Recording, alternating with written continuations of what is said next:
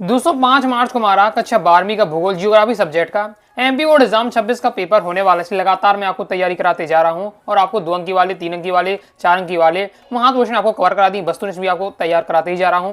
तो क्रम से वीडियो देखना चाहते हैं 12th geography topper series MP board exam 26 के नाम से प्लेलिस्ट होगी। प्लेलिस्ट पे जाकर क्रम से वीडियो देखकर आप तैयारी कर सकते हैं।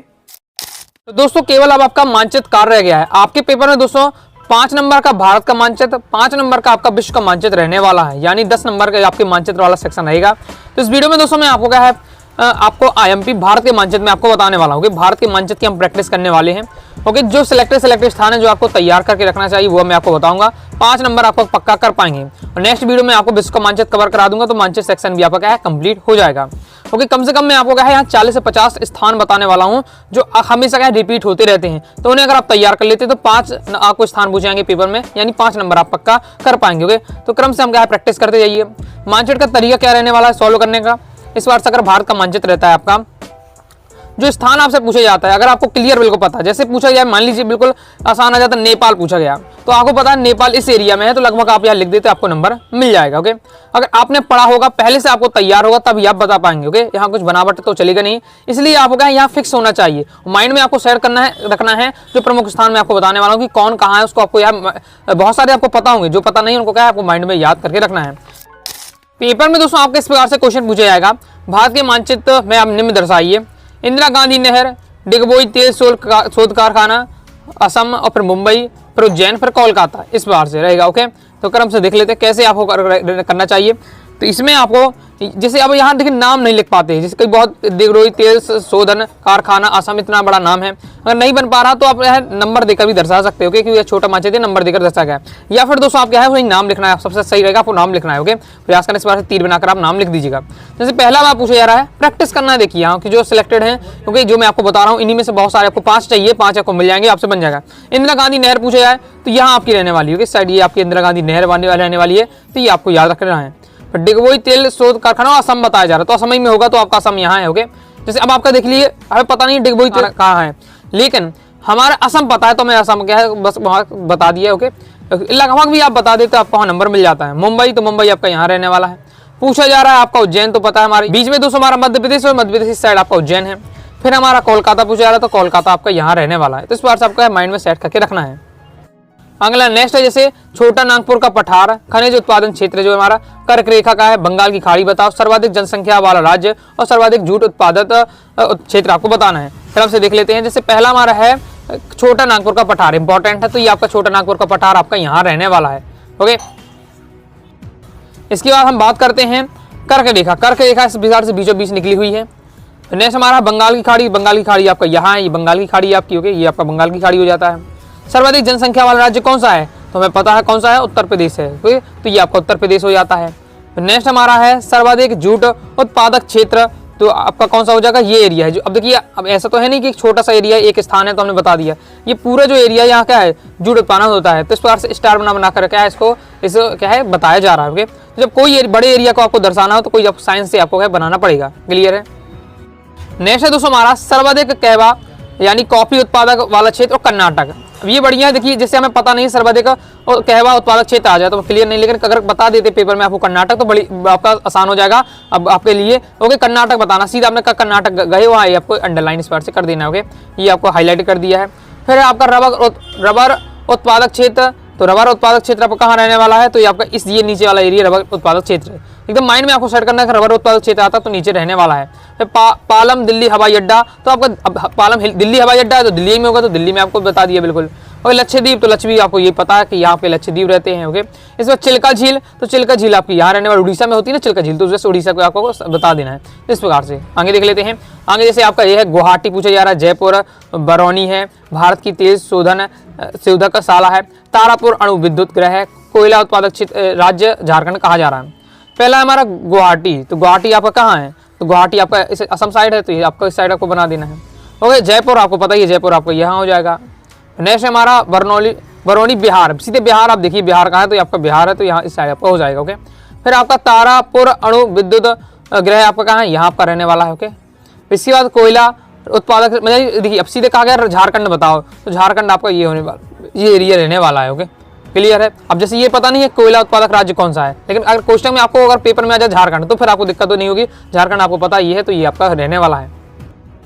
नेक्स्ट देख लेते हैं, चेन्नई बंदरगाह कहा जा रहा है, थार मरुस्थल पूछा जा रहा है, अहमदाबाद सर्वाधिक जनसंख्या वाला जो घनत्व वाला क्षेत्र वो दिल्ली है, और हजीरा जगदीशपुर गैस पाइपलाइन।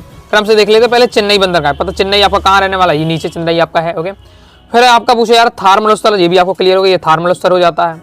तीसरा आपका अहमदाबाद, अहमदाबाद आपका कहाँ रहने वाला है, तो ये आपका हो जाता है अहमदाबाद, ये आपका अहमदाबाद गुजरात के साइड। ओके, फिर चौथा है सर्वाधिक जनसंख्या घनत्व वाला क्षेत्र यानी दिल्ली, सीधे दिल्ली बताना, दिल्ली बिल्कुल बीचों बीच है। ओके, फिर दोस्तों आपका हजीरा जगदीशपुर गैस पाइपलाइन, तो ये आपका यहाँ हजीरा है आपका और यहाँ जगदीशपुर है, इसकी आप गैस पाइपलाइन इस पैर से गई हुई। ओके, दोनों का आपको मिला देना है। क्लियर है, आगे देख लेते हैं।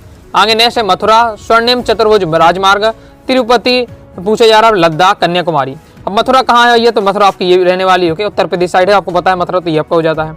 स्वर्णिम चतुर्भुज राजमार्ग, तो अब देखिए आप यहाँ से पूरा एक आपको देख सकते हैं पूरी लाइन इस बार से बनाई गई है, और ये आपका क्या है चतुर्भुज आपका टाइप का राजमार्ग बन रहा है, इसलिए इसका नाम है स्वर्णिम चतुर्भुज राजमार्ग।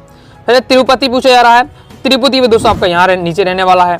ओके, लद्दाख पूछा, लद्दाख आपको पता है जम्मू कश्मीर के साइड है, और कन्याकुमारी, तो कन्याकुमारी सबसे नीचे। ओके, ये आप नॉर्मल बेसिक बहुत सारे ऐसे स्थान है, मथुरा लद्दाख कन्याकुमारी, अब ये जब जानते होंगे तो बस आपको उसके लगभग भी आप उसके बता देते हैं, जैसे आपको पता नीचे है बिल्कुल कन्याकुमारी, तो बस इसके लगभग आपने यहाँ लिख दिया, नंबर आपको मिल जाएंगे। नेक्स्ट देख लेते हैं। ओके, आपको 82 सही 1/2 देशांतर रेखा, मध्य प्रदेश की हीरा खनान, फिर इसके बाद है चाय उत्पादक क्षेत्र, और न्यून या सबसे कम जन घनत्व वाला राज्य आपसे अरुणाचल प्रदेश, और ऊटी पूछी जा रहा है। पहला हमारा 82 सही 1/2 देशांतर आपको बताना है, तो ये आपकी यहाँ गई हुई, ये लाइन गई है। ओके, जैसे आपको कर्क रेखा बिल्कुल बीचों बीच से निकल गई है, इसी बार से आपको ये तैयार रखना है देशांतर रेखा। फिर इसके बाद मध्य प्रदेश की हीरा खदान, अब देखिए मध्य प्रदेश आपका यहाँ है, ये बीचों बीच आपको क्लियर है मध्य प्रदेश। ओके, हीरा खदान का है, पन्ना को कहा जाता है, तो पन्ना इस लगभग इस साइड है आपका। ओके, फिर इसके बाद मतलब ऊपर के साइड है, मतलब थोड़ा बहुत भी आप लगभग बना देते, नंबर आपको मिल जाते हैं।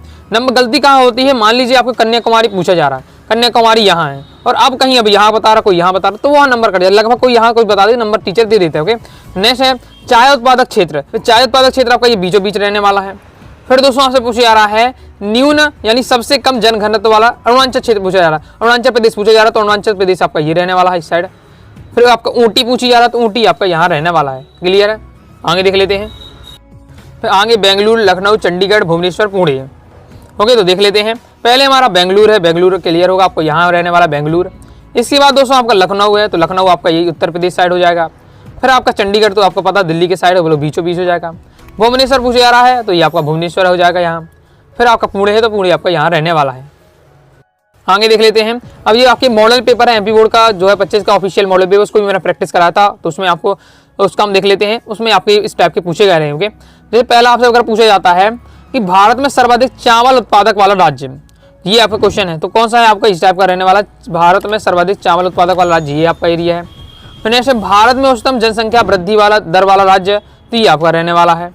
ओके, इसके बाद नेक्स्ट है पाराद्वीप, तो पाराद्वीप दोस्तों आपका बंदरगाह ये रहने वाला है आपका। ओके, फिर अंकलेश्वर खनिज तेल उत्पादक क्षेत्र, तो आपका ये रहने वाला है। जैसे ये इसमें लिखा हुआ है ना, आपको क्या कहता है आपके हिंदी में। ओके, इसी बार से लिखना, आपको पॉइंट नंबर नहीं लिखना, जैसे मैं पहले दिखा रहा था उसमें नंबर डले हुए थे, तो वो तो छोटा मानचित्र के कारण बता दिया वहाँ बताने के लिए, लेकिन आपको इस बार जैसे दिख रहा है इसी पेपर में आपको लिखना है तीर बनाकर। ओके, फिर आपको रानीगंज कोयला क्षेत्र, तो आपका ये रहने वाला है। आगे नेक्स्ट है कोच्चि बंदरगाह, कोच्चि बंदरगाह नीचे आपका रहने वाला है। फिर दोस्तों आपसे कुद्रेमुख लौह अयस्क खदान, तो ये आपकी कहाँ रहने वाली है, ये आपकी दी हुई है कुद्रेमुख लौह अयस्क खदान। सिंगरौली कोयला खदान, सिंगरौली कोयला खदान आपका यहाँ दिया हुआ है। इसके बाद भारत का सर्वाधिक गन्ना उत्पादक वाला राज्य, ये आपका रहने वाला है, इसी उत्तर प्रदेश साइड है आपका। ओके, नेक्स्ट रहने वाला हमारा काकापारा नाभ की ऊर्जा केंद्र, तो आपका ये रहने वाला। ओके, तो जितने भी आपको महत्वपूर्ण थे मैंने आपको कवर कराए हैं, तो सभी दोस्तों हो गया है तैयार करना है। और कैसे तैयार, माइंड में आपको फिट रखना है कौन लगभग कहाँ है। बहुत सारे तो आपको क्लियर होंगे, बहुत सारे आपको क्लियर होंगे।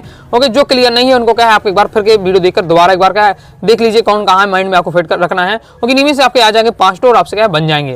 दोस्तों वीडियो पसंद है लाइक करके सब्सक्राइब जरूर कर दीजिएगा। साथ ही दोस्तों टेलीग्राम चैनल व्हाट्सएप चैनल को ज्वाइन कर लीजिएगा। डाउट आता है कारण से आप जरूर पूछिएगा। मिलते हैं नेक्स्ट वीडियो में, तब तक के लिए बाय बाय।